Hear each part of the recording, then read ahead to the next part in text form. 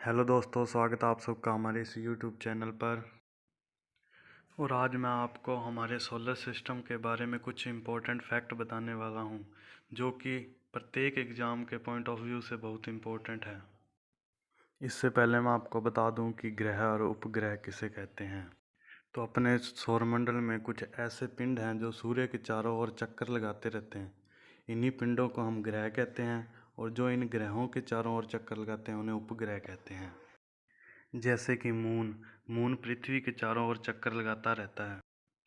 अब ग्रहों की बात करें तो पहले 9 ग्रह होते थे और अब वर्तमान समय में 8 ग्रह हैं, जो कि इस प्रकार हैं। तो आप देख सकते हैं, जो सन के सबसे ज़्यादा करीब हैं वो है मरकरी यानी बुध, और उसके बाद में आता है वीनस यानी शुक्र ग्रह, और उसके बाद में अपने अर्थ 3rd नंबर पर आती है। इसके बाद में मार्स यानी मंगल ग्रह, उसके बाद में जुपिटर यानी बृहस्पति, और फिर शनि, और फिर आता है यूरेनस, और उसके बाद में नेपच्यून, और उसके बाद में सबसे लास्ट में 9 नंबर पर है प्लूटो। हालांकि अब वर्तमान समय में प्लूटो को इस श्रेणी से बाहर निकाल दिया गया है। अब बात करते हैं कि इन ग्रहों को सूर्य का एक चक्कर पूरा करने में कितना समय लगता है। बुध ग्रह को सूर्य का एक चक्कर पूरा करने में 88 दिन लगते हैं, और शुक्र ग्रह को एक चक्कर पूरा करने में 225 दिन लगते हैं।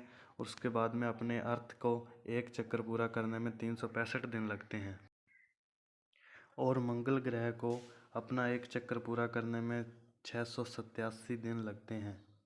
इसके बाद में फिर जुपिटर को एक चक्कर पूरा करने में 12 साल का समय लगता है। शनि ग्रह को अपना एक चक्कर पूरा करने में 30 साल लगते हैं। उसके बाद में यूरेनस अपना एक चक्कर 84 सालों में पूरा करता है, और उसके बाद नेपच्यून 165 सालों में, और प्लूटो 248 सालों में अपना एक चक्कर पूरा करता है। लेकिन प्लूटो को अब इस श्रेणी से बाहर निकाल दिया गया है, अर्थात उसे अब ग्रह नहीं माना जाता। इनमें से अपनी पृथ्वी और मंगल ग्रह का टाइम पीरियड सबसे इम्पोर्टेंट है। अब बात करते हैं कुछ अन्य जानकारी और इसके कुछ इम्पोर्टेंट फैक्ट की। तो सौरमंडल का सबसे बड़ा ग्रह बृहस्पति है, और सबसे बड़ा उपग्रह गैनीमेड है।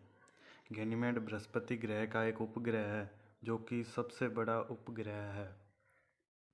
सौरमंडल का नीला ग्रह धरती यानी पृथ्वी को कहा जाता है, और हरा ग्रह अरुण यानी यूरेनस ग्रह को कहा जाता है, और शुक्र ग्रह को सबसे चमकीला ग्रह माना जाता है। सीरियस नामक तारा हमारे सौरमंडल का सबसे ज़्यादा चमकने वाला तारा है। प्रोक्सिमा सेंचुरी नामक तारा सौरमंडल का सबसे निकटतम तारा है, और हमारे सौरमंडल का सबसे ठंडा ग्रह नेपच्यून को माना जाता है, क्योंकि यह सन से सबसे ज़्यादा दूरी पर है, अर्थात ग्रहों की अपेक्षा यह सबसे ज़्यादा दूरी पर है। इसके बाद शुक्र को इवनिंग स्टार भी कहा जाता है। नेपच्यून सूर्य से सबसे ज़्यादा दूरी वाला ग्रह है, और शनि ग्रह एकमात्र ऐसा ग्रह है जिसके सबसे अधिक उपग्रह हैं। सौरमंडल में वन क्रांति बुध ग्रह को कहा जाता है, और सबसे गर्म ग्रह शुक्र ग्रह को कहा जाता है। पृथ्वी को सौरमंडल का सबसे घना ग्रह कहा जाता है, और सौरमंडल में सबसे तेज घूमने वाला ग्रह बृहस्पति ग्रह है। और यह सबसे ज़्यादा इम्पोर्टेंट याद रखने वाली बात है कि शुक्र ग्रह को इवनिंग स्टार भी कहते हैं और मॉर्निंग स्टार भी कहते हैं। इसके बाद शुक्र जो पृथ्वी का सबसे निकटतम ग्रह भी है, और यही सौरमंडल में सबसे धीमी गति से घूर्णन करने वाला ग्रह भी है। इसके बाद मंगल ग्रह को लाल ग्रह के नाम से भी जाना जाता है, और सौरमंडल में सबसे धीमी क्रांति वाला ग्रह नेपच्यून को कहा जाता है। बुध ग्रह को सौरमंडल का सबसे छोटा ग्रह कहा जाता है, और सौरमंडल का सबसे छोटा उपग्रह डिमोस को कहा जाता है। डिमोस मंगल ग्रह का एक उपग्रह है, और प्रत्येक ग्रह के अपने अलग अलग उपग्रह होते हैं। इसके बाद शुक्र ग्रह को पृथ्वी का जुड़वा भाई या जुड़वा ग्रह भी कहा जाता है, और टाइटन एकमात्र ऐसा उपग्रह है जहां पर पृथ्वी के जैसा ही वातावरण पाया जाता है।